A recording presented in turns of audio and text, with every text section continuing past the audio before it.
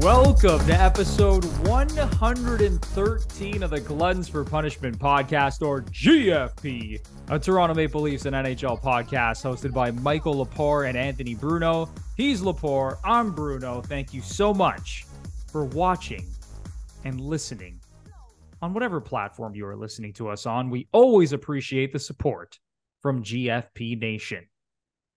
There really isn't that much going on in the hockey world right now, but that doesn't matter because the GFP podcast is always here. You can always rely on us for our takes, our thoughts, our analysis on everything going on with the Leafs, everything happening around the NHL.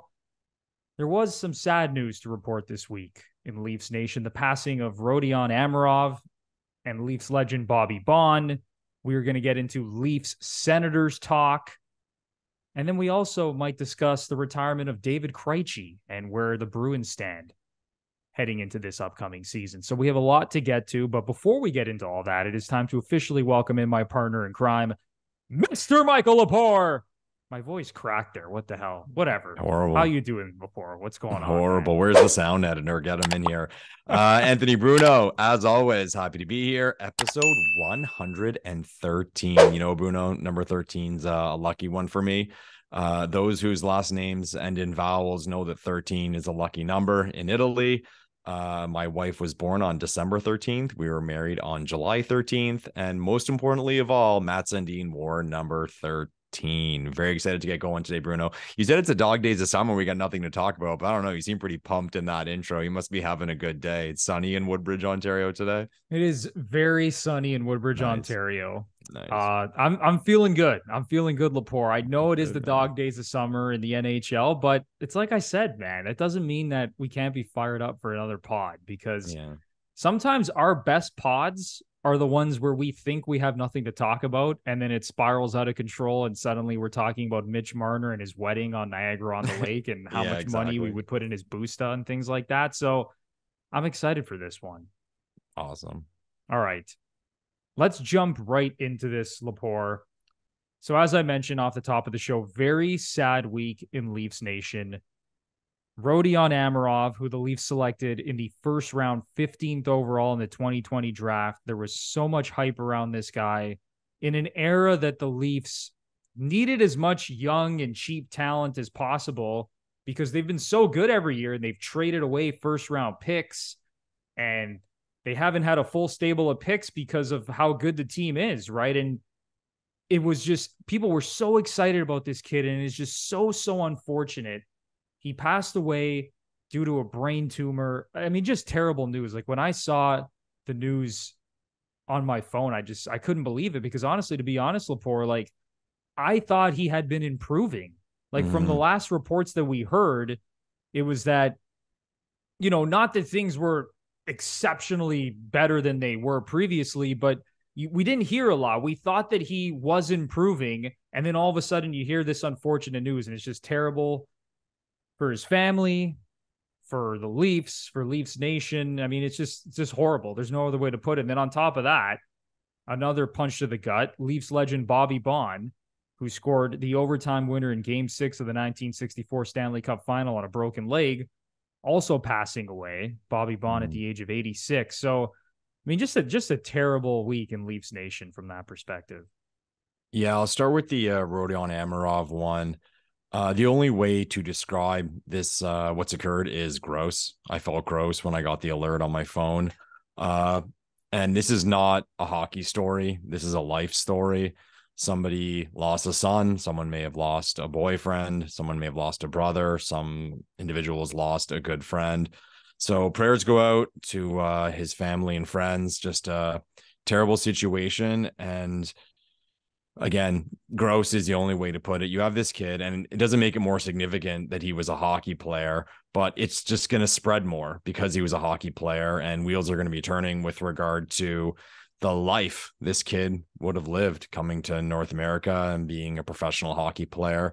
So sad news. Like, I honestly can't think of worse news we've gotten as Leafs fans since I've been a Leaf fan, to be honest. They wear a patch. What do you think? Leafs wear a patch, at least for one night. They got to, right? Yeah, I think so. And I think they're going to honor, honestly, both of these players on opening night. And I remember back to last season on opening night when they were doing the player intros and they brought Amirov onto the bench. Yeah. And he got an incredible ovation, a smile from ear to ear on his face. He just seemed so positive, and that's what everyone's been saying about him, is just how positive and how courageous he was throughout the entire fight. And I'm sure the Leafs, they obviously had information that maybe things were progressing and they were worse than people thought. And obviously the public didn't know what was going on. And that's why it was so shocking. But all you heard from whether it was Kyle Dubas or current players on the team or Brendan Shanahan is just how positive and courageous this kid was during the whole thing. Yeah. They'll do the whole night for sure. And I asked about the patch. I think that's a slam dunk as well. Someone actually even brought up, I forget what number he wore. It slipped my mind because he wore a random number in a preseason game. And someone I follow suggested that they retire the number. Usually in professional sports, when an active player passes away, the number is retired, or it happens quite often. So I don't think anyone would be opposed to that, if I'm being perfectly square. But nothing's going to make us feel better about this. It's just, let's hope the Leafs do the right thing, and we all know they will, and this thing gets the respect it deserves. Yeah, 100%. And then looking at Bobby Baun, it's funny because every time I think of Bobby Baun, I think of my dad and his era. Like the amount of times he's brought up Bobby Baun to me over the last 15, 20 years, because that era and that generation of Leaf fans, they are still grasping on to the 60s. And obviously the last time the Leafs won the cup was in 1967. And Bobby Baun, and like I mentioned, in 64 on a broken leg, scores the OT winner in game 6 to force a game 7. The Leafs end up winning the Stanley Cup. And I mean, I wish the current team had that same type of heart. Yeah. That Bobby Baun did, scoring an OT winner on a broken leg. Unbelievable. Yeah. Look me in the face and tell me, I'm going to go all nostalgia, old man here. Look me in the face and tell me that current sports is as good as it used to be. It is absolutely not. Bobby Baun, was it his fibula he broke, or what did he break? Something. I believe it was his ankle, technically. Okay. So think of this story altogether. He blocks a shot from Gordie Howe. Okay. Has to leave, comes back, and then scores the overtime winner. What a story. That's a book on its own, and I'm sure books have been written. Legend, man. Boomer. And you mentioned the first thing you think of. I think of that classic photo of him with those big blue leather mitts wrapped around the Stanley Cup. And Leafs legend, no doubt about it. 4 cups, as you said, that big overtime goal. Boomer, boom, boom. Amazing. Yeah, incredible. And I think both players will be honored this season. And whether, the Leafs wear patches on their sweater or they have a nice ceremony on opening night, I'm sure the organization will go to great lengths to honor the lives and careers of both of these players. So rest in peace to both Rodion Amirov and Bobby Baun. Terrible news in Leafs Nation. Yeah. But at this point, all you can do really is pray for their friends and family, and we move forward and we get excited now about the upcoming season, and obviously keep them in our thoughts. So yeah, let's do it for them. Let's do it for them. Exactly. It's time for a quick break, because today we're here with a sponsor for your bouncing bundle of joy. No, we're not talking about a baby. We're talking about your baby makers. That's right. Today's show is brought to you by MANSCAPED. But just like babies, your delicate little guys have sensitive skin and deserve products that are not only skin safe, but made with safe ingredients. That's where Manscaped's Platinum package comes in. From razors to shower care, this package goes above the gold standard for your body hair. So treat your beautiful boys to the world's finest toys at manscaped.com using our exclusive code GFP20 for 20% off and free shipping.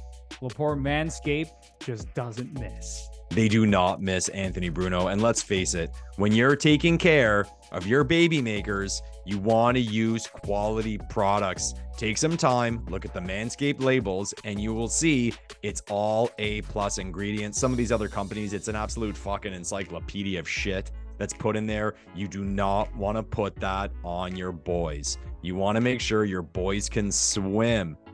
So go ahead, manscaped.com, use the promo code GFP20 for 20% off and free shipping.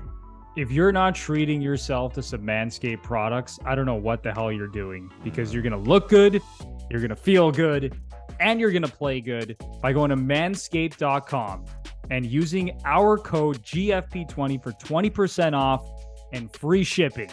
Go to manscaped.com, use code GFP20 for 20% off and free shipping. You will not be disappointed. You want to know who makes the world's best men's training gear? 10,000. And they make the only training shorts you'll ever need. I am wearing a complete outfit right now from 10,000, from the shirt to the shorts. You can do anything in this outfit and their clothes, okay? Whether you're running errands or working out, which I use it for. I mean, it is phenomenal to work out, especially in these shorts. Doing squats and deadlifts and bench press. Feels phenomenal. Lepore, I mean, this might be the best training outfit that I've ever worn in my life. Yeah, your boy Lepore is a big snob when it comes to swag and workout clothes. And I've spent a lot of money on that realm of my closet, and I've been disappointed many times. But I will say, this is the best stuff I've ever seen. It is fully worth the price. Unbelievable products. I put the shorts on, Bruno, and it kind of caught me off guard. Like, they had the interval shorts have those tights in them. I put them on. I was like, oh, what's that? And I thought maybe the tights would get all bunched up and uncomfortable. No, fit the leg perfect. As I wore them throughout my workout and my run, stayed perfect. Great stuff, man. Great stuff. It's great to have them as a partner with the GFP podcast, because we love having quality products. And everyone, go to their website, use the promo code GFP, get yourself that discount. Yeah, and like, not only does it feel amazing to train in the shirt and the shorts, and like I said, run errands, but you also look amazing. Okay. Yeah. Like, they gave me the nice gray shirt, the red training shorts. I mean, it just feels so good. And you know what? You're probably going to lift more weight, for those of you who are into weight training. You know what? Okay, maybe I shouldn't guarantee it, but I'm pretty confident that you're going to lift more weight. What I'll guarantee is 10,000 gear. What I'll guarantee is that even if you're not lifting more weight, you're going to look awesome at the gym. And that's all that matters. That's all that matters. Let's be real. It's all that matters. All right. So if you're looking to upgrade your training gear, go to 10,000.cc and use the promo code GFP for 15% off your entire order. That's 10,000.cc using code GFP to get 15% off your entire order. Let's talk about the Ottawa Senators, Lepore. Yeah. So I love talking about the Senators, because I think I've developed a reputation as a Sens hater. And I wouldn't classify myself as a Sens hater, to be honest. I think I'm just very critical of them, because I expect more out of them. And really? Okay. I think they've been getting a pass, honestly, for the amount of times that they've missed the playoffs consecutively. Like, I've gone over this countless times. Brady Tkachuk, I believe, is entering year 6. Thomas Chabot now has been around for over a half decade. You know, Claude Giroux is on the roster. Batherson, Norris. I mean, Norris was injured last year, but go down the list. Like, this team has talent, and their core has been in place. Like, even Tim Stützle, he's going into year 4 now. Yeah, year 4. Like, the entire core is signed. They have all these guys under contract, and they still can't make the playoffs. And maybe that's going to happen this season, but there was some news from the Senators this week, and I'll just go through some notes from this article. So, head coach DJ Smith, and this is all per TSN, he was talking about the inner competition being key to the Senators snapping their playoff drought. And here's what he said. All right, I'll just set the stage. He said, I think the biggest thing is the inner competition. We don't just have one or two top forwards or defensemen. We have guys that can take another spot on any given day. The job of the coach is to recognize who's going and put them on the ice when they're going. That's how we feel we can get ourselves over the hump, is that inner competition among the team. He then went on to say the biggest thing for us is we have to be healthy. If we're healthy, we're going to be a really competitive hockey team, especially with Josh. Referring to Josh Norris, he said we're a completely different team with Josh in the lineup. So I don't know, man. It's just like, how many excuses do we need for this team, Lepore? They have now they have Chikrin. Like, I mean, Tarasenko, who they signed as a free agent. It's like, my goodness, if this team cannot get close to a playoff spot, and listen, I know they were close to a playoff spot last year. They finished with 86 points, but it's like, if they can't get in this year, DJ Smith is definitely getting fired. And there's going to be heads that are rolling in that organization. But I'll turn it over to you now, because I know that you are Mr. Ottawa.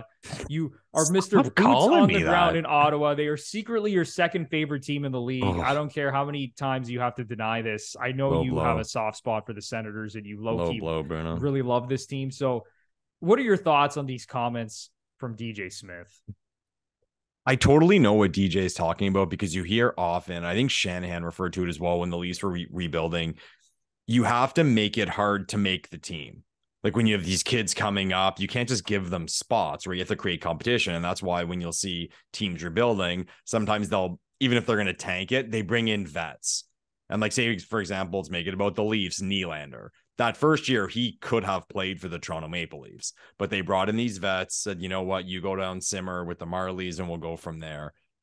But with regard to the Senators situation, I don't really know what DJ Smith is talking about. Like you said, these guys are locked up and this team is set. Sean Daly face-off, okay? Line 1, Kachuk, Stützle, Tarasenko. Line 2, Giroux, Norris, Batherson. Then you go to line 3, Ridley, Gregg, Shane Pinto, Dominic Kubalik. Is there any chance someone on the third line can jump in the top 6, barring an injury? Not really. The only guy who jumps out to me because he's a winger is Kubalik. Sure. But not really. Who are you dropping down, Bruno? Who are you dropping down, Bruno? Giroux? That's the thing. Honestly, I think it takes an injury. Like and that's why, like, I agree. Like, what is DJ Smith talking about? Where there's going to be all this inter competition? Like, the roster up front at least seems completely set. Yeah, their power play, all that. I mean, they had a great power play last year. I don't think anyone's moving out of there. Then you get to the fourth line: Matthew Joseph, Mark Kastelik, Zach McEwen. I mean, maybe you have some up and downs there. If we went over the Belleville Senators situation and see what they have coming up.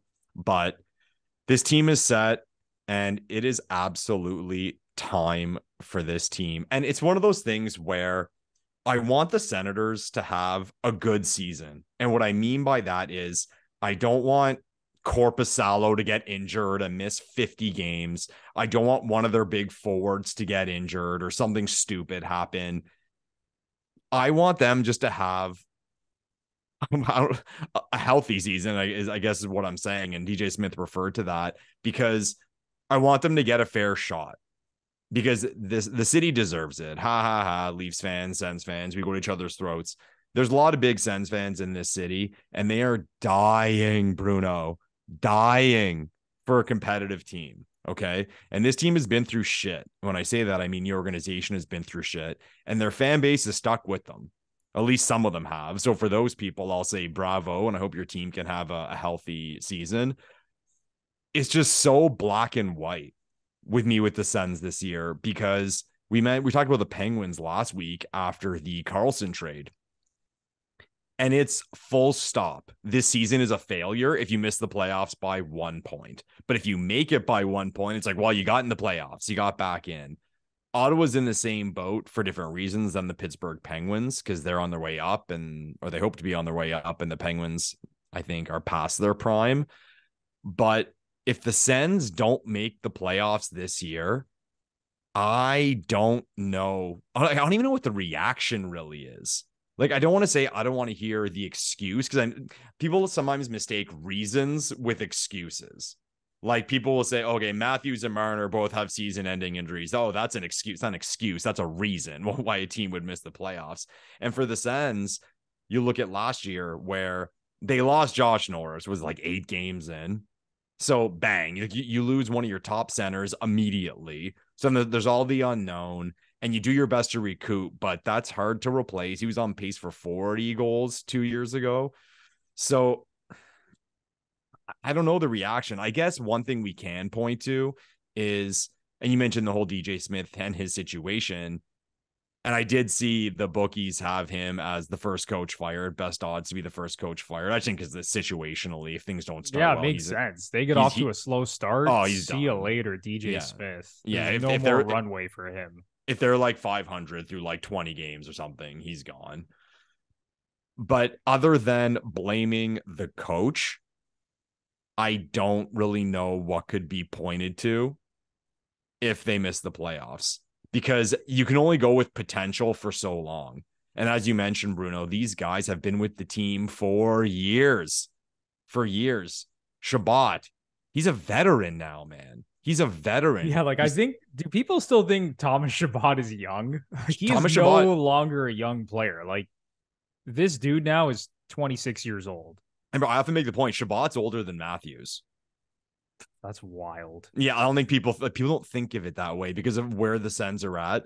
Here you have this team. They've done good things. They've done great things. They got their hands on Chychrun. They brought in Giroux. Okay. Now they signed Tarasenko. This team has to make the playoffs, because here I am, and I'll be neutral on this, as a hockey fan who watches a lot of hockey. I look at this roster and talk to high-end hockey people, X's and O's people. This team, I won't know what to say. If they what's the move? I don't know what the move is. Like, run it back, hope these kids, quote unquote, continue to get better. Because in most cases it's cut and dry with teams. This has to be done. And Sens fans will blame the coach. Or some fans will just blame the coach if they get to a slow start. And watch, they'll do what they do every year, where if they do get off to a slow start, they'll make a charge at the end to kind of make it interesting. And then people will be pumped for next year again. Oh, and point to certain things and point to whatever they have to point to. But for the people I know and love in this city who are Ottawa Senators fans, and I know a few season ticket holders who are kind enough to take me to many, many games, the Sens have to make the playoffs, man. They have to. Just to follow up on your note of Thomas Chabot being older than Austin Matthews. So they are technically born in the same year, but Chabot is 9 months older than Austin Matthews. He was born in January, whereas Matthews is a September baby. Yeah. So it's pretty wild when you put it in that context, because Chabot, people view him as like, he's this young defenseman. He hasn't totally entered his prime yet. This dude's been around now for a long time, hasn't made the playoffs once. Brady Tkachuk has not made the playoffs once. The Senators now have missed the playoffs 6 years in a row. Yeah. Have not been in the playoffs since they lost to the Penguins in the conference final in 2017. The year Erik Karlsson put the team on his back. They got to do it, man.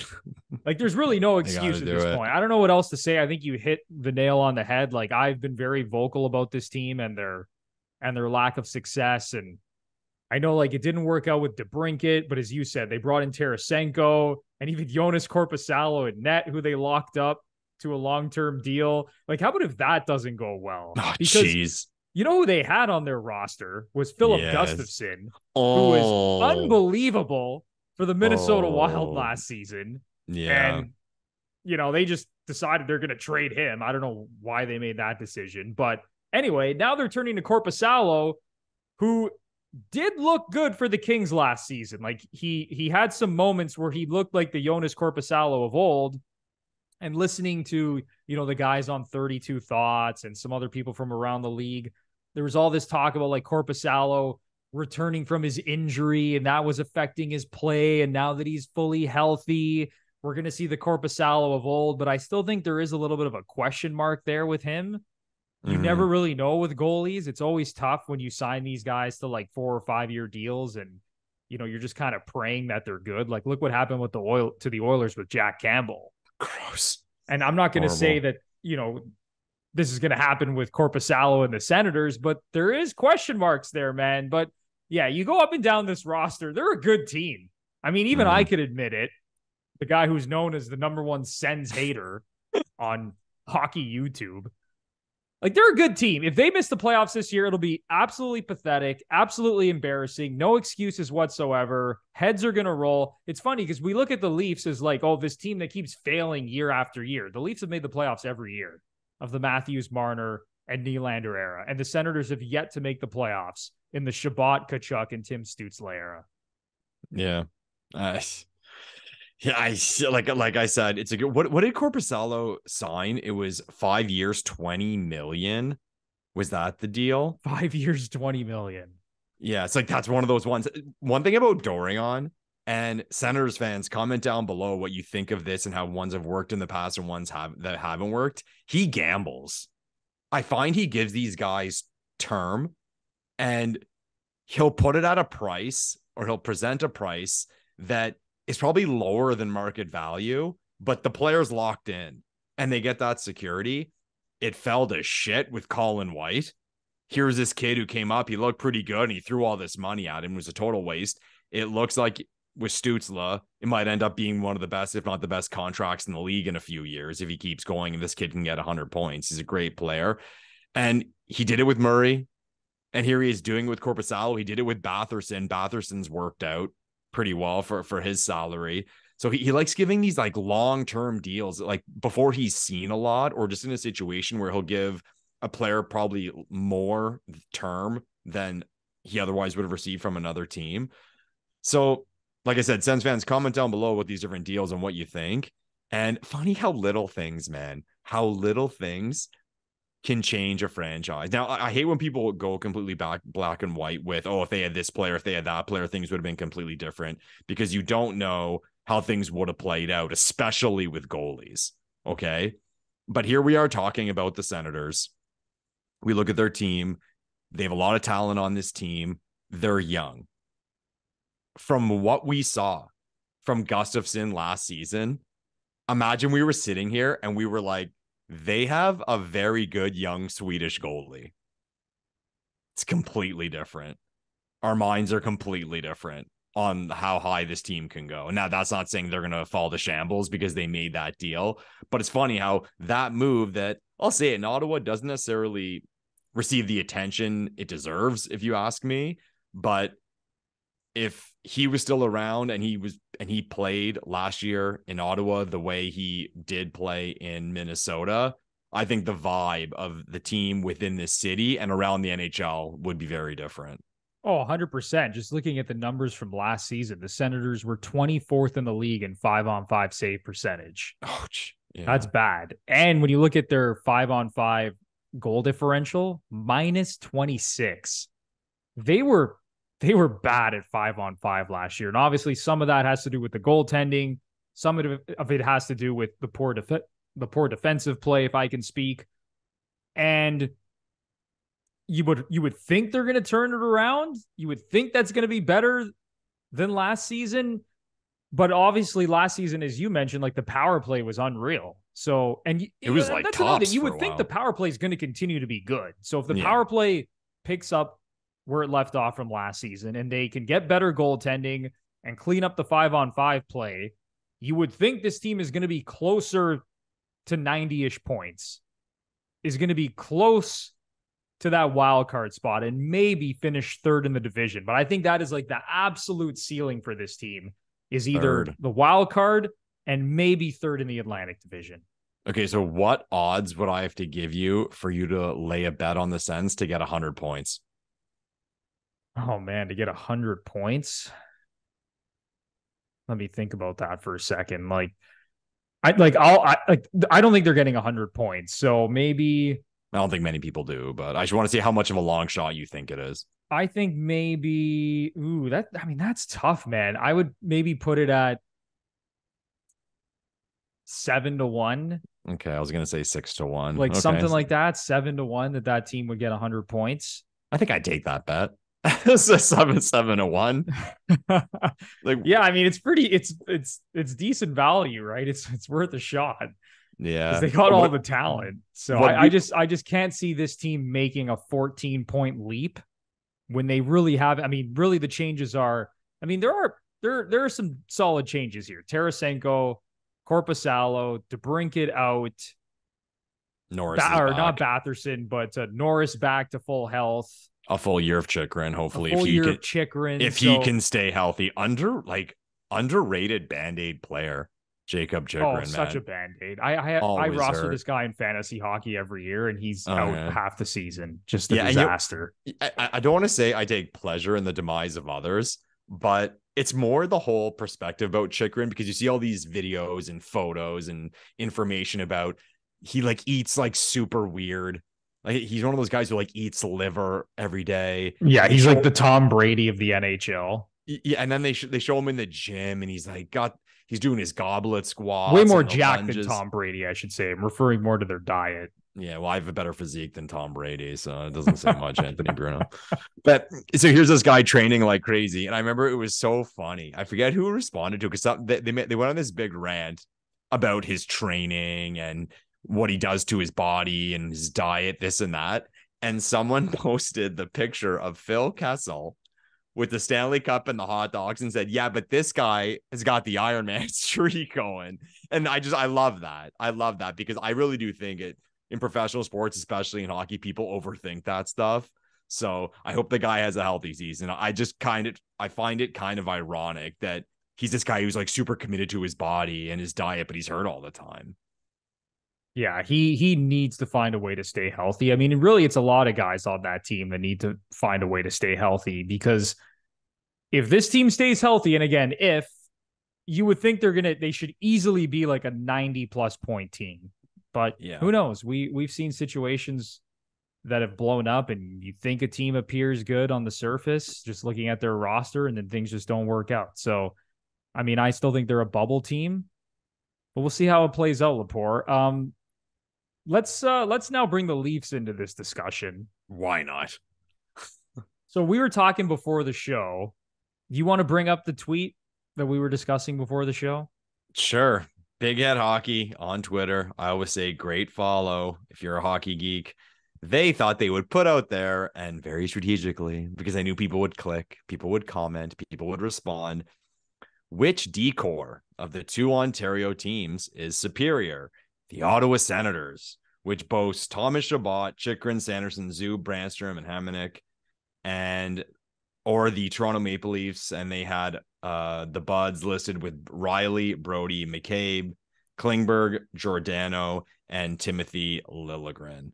So, Mr. Sens hater Anthony Bruno, I will throw it over to you. Who's got the better top six of the two teams in the province of Ontario? My answer might surprise people by the way that I'm going to frame this, but here's where I'll start. The Senators, I would argue, have just as much talent on the blue line as the Leafs do. Like when you just look at individual talents, right? Like Thomas Chabot, and let's say you're comparing Chabot to Riley. I think Riley's a better player, but Chabot is a guy who's been in the mix for Team Canada. He can put up points. He can play on the power play. Jacob Chychrun, ton of talent. Sanderson, very young, talented player. Zub, high ceiling. Same thing with Zub. He's like the gritty. He hits. He blocks shots. He can do a bunch of things. He's Brody, is what he is. Yeah, and he's like, I would argue that he's like a tougher version of TJ Brody. I want to say Brody's not tough, but Zub will throw his weight around more than Brody will, right?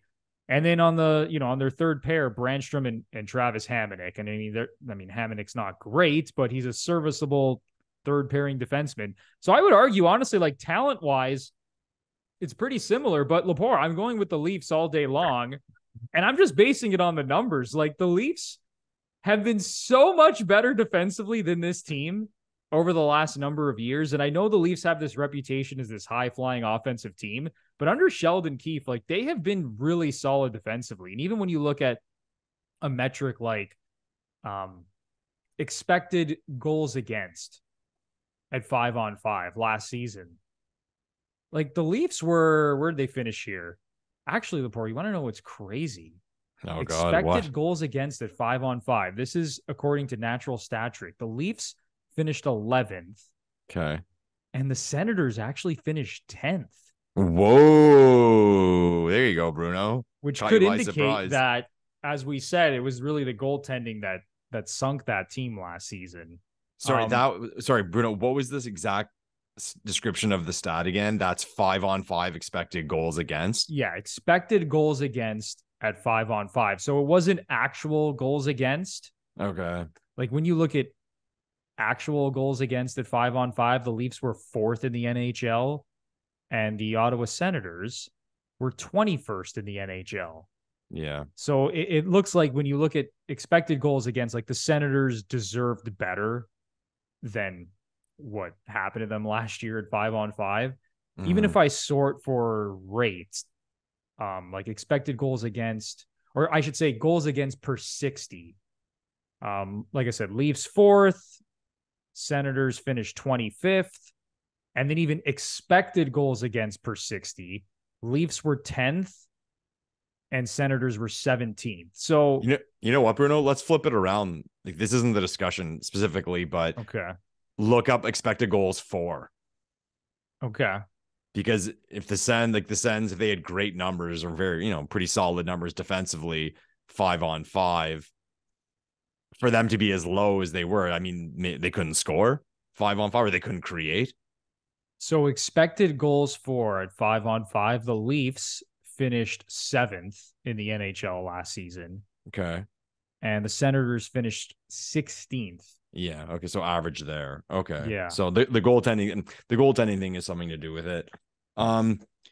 Yeah. You know what? If I'm being perfectly objective, Bruno, I look at the 6 guys. Okay. And I know Leafs fans right now are screaming for the Leafs and Senators fans are screaming for the Sens. I think it's a pretty good debate. It is. It's closer than people realize. I really do, because there are some guys, let's say here I am the Leafs. There's guys I would take out of my 6, kind of like the equivalent guys. If we listed them 1 to 6 head to head, that I would take out and insert.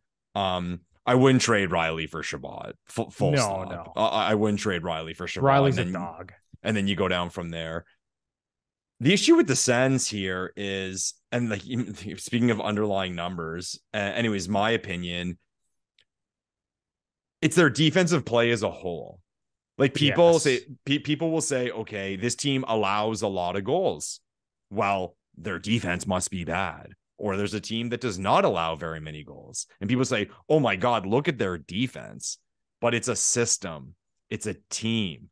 And where Toronto is far superior, their forwards and their defensive play. People talk about guys like Austin Matthews and Mitch Marner and how many points they put up and this and that.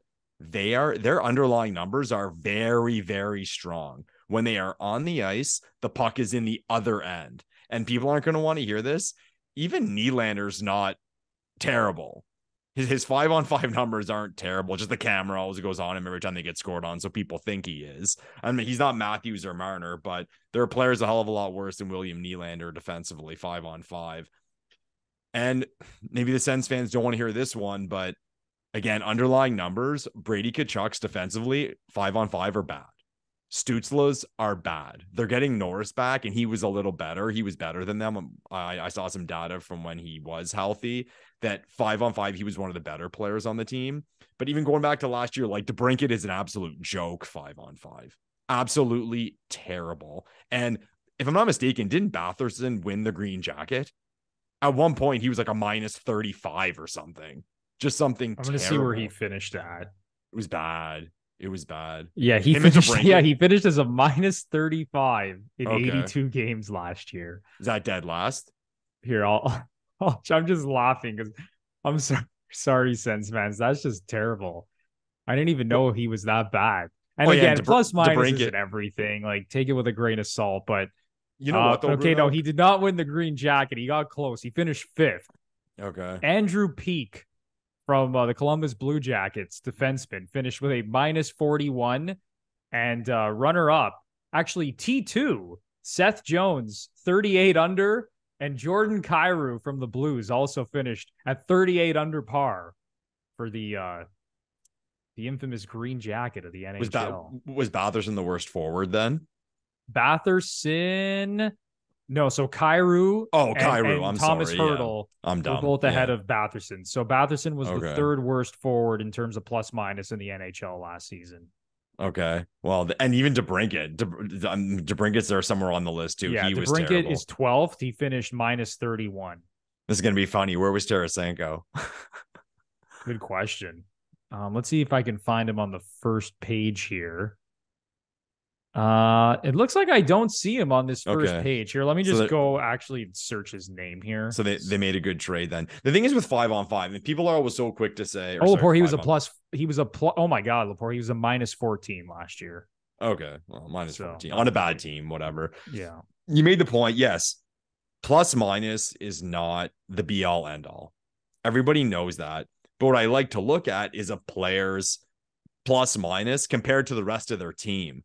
If you have a random guy who's a terrible plus minus, well, it's not just a coincidence that he always happens to be on the ice when something bad happens. There's a reason for that. And on the opposite, you'll see it. You look up a random bad team during the season, and everyone's like minus 10, minus 15, minus 12, minus 20. And then there's one random guy who's like plus 4. It's like, well, he's obviously doing something right. Right. So plus minus is bullshit, but I think analytically it can be used. And to me, like this whole topic is this is the question of the Sens season. This is the question of the Sens season. And this is the ticket to their success. Improved 5-on-5 play from their forwards who are paid a lot of money, and they're getting older. Sometimes guys settle down and their play matures as they get older. But one thing I always find interesting is when people talk about defensive play, especially among forwards, they simply attribute it to effort. And effort is obviously a big part of it. You got to skate your ass off if you want to be good in the NHL in your own end. But I think people sometimes forget that there is a real and true talent to playing defensively, just like there's a talent for playing offensively, and certain people just don't have it. Right? I'll flip it around. If we take a third liner in the NHL who has never broken 12 goals, are we just going to say, oh, if he works harder, he's going to be a 25, 30 goal scorer? No, he doesn't have the talent.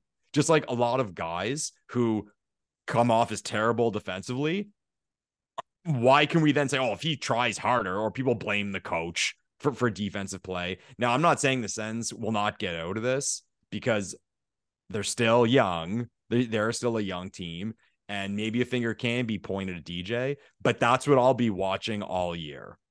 I'll say it. I'll see a Sens score. I win or lose, I will click on it, and I will see the 5-on-5 numbers, goals for, goals against, because their power play was great last year. And I remember noticing myself, you have to go back to how many games to actually have a true analysis. Okay, the Sens win 4-2, and then you click on it. Well, they went 3 for 5 on the power play. It's like, wow, yeah, good for you. You went 3 for 5 on the power play, but you can't be relied on. Yeah, how sustainable is that? Other than the Edmonton Oilers, who just have like the greatest power play in the history of the league, and have Connor McDavid and Leon Draisaitl, and that seems sustainable year after year. But with the Senators, I mean, they got a lot of talent, but yeah, you can't be relying on that, especially when you're a team that's missed the playoffs 6 years in a row. Yeah, it's just at the end of the day, it's math. If you're 25%, you're an elite power play. Well, you're not going to get 12 power plays a game to get your 3 goals. When you do have a night where you go, 2 for 4, 3 for 5, or 4 for 6, who knows? Yeah, you're going to win, but you can't just rely on your power play to get you out of trouble. Speaking of McDavid, and we'll move on. Someone posted something from his one of his practices, and he was doing what's called everyone's seen it. It's called PEP, Power Edge Pro, where the players, they do those drills and they're going like over and under those little instruments, stick handling. So because of my nephew, I'm around rinks a lot, and I'll often check to see like what else is going on in the arena, like on the other ice surfaces. And quite often I'll be at Sensplex, and I'll be at a hockey academy near here, and there's like NCAA guys, AHL guys, even occasional guys who do play in the NHL, or guys playing in Europe. And I see them doing these drills. Okay. I saw this footage of McDavid doing it. So like I'm seeing super elite players do these drills, and they look fantastic. It's ridiculous how good they are. It's not even fair to say that McDavid's on another planet. he is in another stratosphere. Like there's some galaxy that we're unaware of that's like a billion light years away. That's where Connor McDavid is. Because like I see these guys and people are saying, well, obviously he's better than a KHL player or a college player. Of course he is. Of course he is. But they're like when I watch them do these drills compared to that footage I saw of McDavid, they're not even playing the same sport. It's even bigger. Of course, I would have known that it was a huge improvement, but it is far more than I would have expected. Yeah, and I don't think McDavid gets enough credit for like his strength and athleticism. Crazy. And just like he's just a really good athlete. And I don't know, like for example, Matthews, I know like growing up, he played baseball as well. He was like a really good baseball player. I'm not exactly sure what other sports McDavid was good at, but I would imagine that he's probably really good at least one other sport. He's just like so explosive, so twitchy. Yeah, I mean, it's like you said, he's from a different planet. The way that he stick handles and moves with the puck, and it's insane. Yeah, is he the best team sport athlete right now? Honestly, he probably is. He's like right up there. Like maybe there's a debate. There is a debate, and like you got like Patrick Mahomes, but the thing with Mahomes, right? Like he doesn't play defense, so it's almost like you got to like take quarterbacks out of it because like they can't play both sides of the ball. I mean, it's not like McDavid is playing in net, but yeah, the other I think it would be Shohei Ohtani, because obviously he's an incredible hitter. He's a great pitcher. He's like a Cy Young caliber pitcher and an MVP level hitter. Yeah. So I think Ohtani has top spot, but McDavid's got to be like right below him in second place, I think. Anyway. Yeah, that's a debate. So, Lepore, I think it's pretty safe to say that the Leafs are going to be better than the Senators this upcoming season. There it is. But one question I want to pose to you, and I brought this up right off the top of the show, is the Boston Bruins. David Krejci just announced his retirement. So Krejci's gone, Bergeron's gone. Are the Senators going to be better than the Bruins? Because the way the sports books have it at this point, they still think that the Bruins are better than the Senators. And like the Bruins are a team that could be fighting for that third spot in the Atlantic Division. Right? So it's like they could very well be fighting with this Senators team. Like right now, you always say this to me, briefcase of $1 million. Which team will finish with more points next season, Boston or Ottawa? I think I go Ottawa, man. And this is the thing. So here's the thing. I'll lay it out there. I've been believing in the Bruins this offseason. Everyone counting them out. They lose this guy. They lose that guy.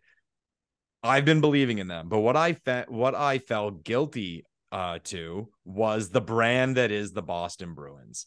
And you see this all the time in sports betting, where you see a team that's a big brand get odds that either are way too good or way too bad because like all the media around bad things that are happening.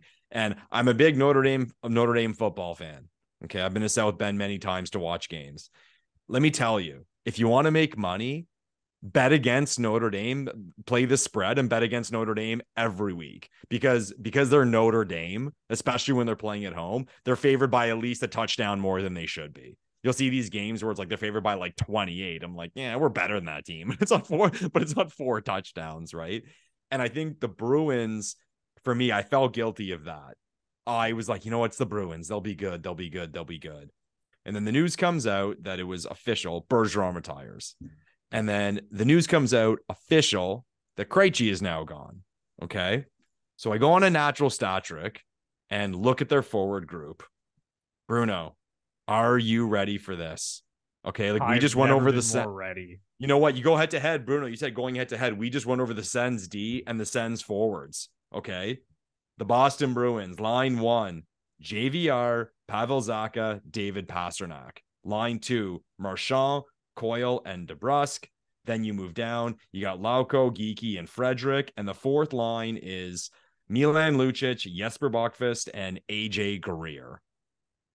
Yeah, this team on paper kind of stinks. They suck, Bruno. They suck. But what's crazy, Lepore, is that the sports books do not view this in the same light. Like, I'm looking right now at Pinnacle Sportsbook and odds to win the Eastern Conference.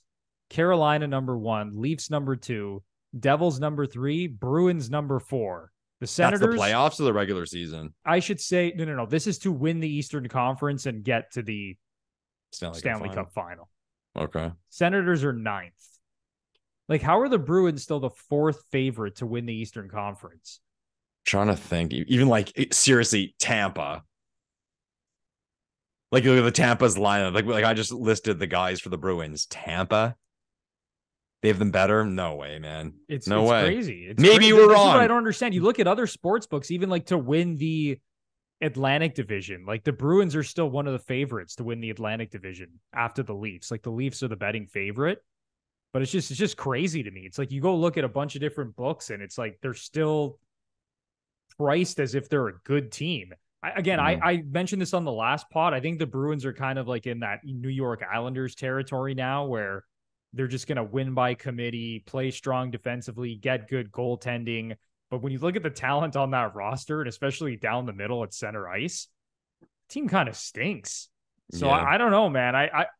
I still think Boston is going to finish ahead of the Senators. I think they're going to find a way, but I'm not very confident about it. Oh God, really? You put Bruno. I honestly, I think they're going to finish like 1 or 2 points ahead of Ottawa. Like, that's how close I think it is. Yeah, and then you get to nickel and diming, like injuries, shootout wins and losses, that stuff. But Bruno has the Boston Bruins finishing out of the Ottawa Senators. I do not. I love it when we disagree on the GFP podcast. Fun stuff. I'm probably just, protecting myself because I live in this city. I don't want to get slapped upside the head with a baseball bat walking down the street with all the passionate Senators fans.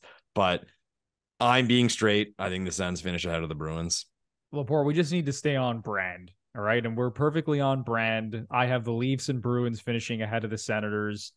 You have the Leafs finishing ahead of the Senators, with the Bruins finishing behind the Senators. So we're both on brand. Senators fans still like you. They still hate me. And we will just move forward from there. Okay. But all right. Is there anything else you want to get off your chest before we wrap up this podcast? Again, we go over these divisions. We go over the league right now. And there's a lot of guesses going on as to where teams are going to be and gaps.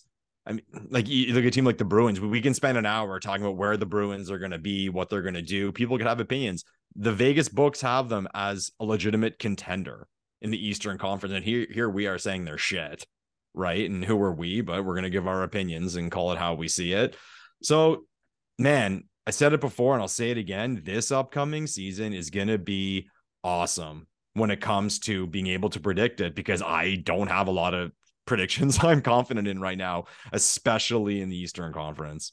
Yeah, the Eastern Conference is going to be so fascinating because Pittsburgh missed last year, Washington, the Senators and the Sabres are better, the Red Wings are better, the Bruins appear to be worse, but it seems like we're missing something because they're priced as if they're still good. So it's going to be really fascinating what happens with Tampa and Florida. Yes. We all know the Leafs are going to win the Atlantic Division. That's just the lock of the century. But we'll see what happens with everybody else. Yeah. All right. That is going to do it for episode 113, the second Matt Sundin episode of the GFP podcast. I just want to mention Matt Sundin and my mother share the exact same birthday. Let's go. February 13th. Just incredible. You know that the Sundin jersey is the only Leaf jersey that I own? What? Yeah, that's the only Leaf jersey I own. Number 13, Matt Sundin. Okay. I know you have like 75 Leaf jerseys, but that is the one Leaf jersey I own. I'm not a big jersey guy. I have three Sundin jerseys. While you're asking, have literally every jersey the last like 100 years of this franchise. But anyway, that is going to do it for episode 113, because if we keep going, Lepore will probably go on for the next 27 minutes on all the jerseys that he has. But we can do a separate jersey episode. Lepore jersey collection episode. Maybe the fans will enjoy that. But yeah, I mean, we will be here as we continue throughout the off season and wait for more news to drop around the Leafs, around the NHL. As always, if you really enjoyed this episode and you're listening on whether it's Apple or Spotify, give us a 5-star rating and review. And if you're Watching us on YouTube, smash the like button, subscribe to the channel, leave a comment down below, ring the notification bell so you know exactly when the GFP podcast is posting some new content. So for Michael Lepore, I'm Anthony Bruno. Enjoy the rest of your summer, and we will see you in the next one. Thanks, everyone.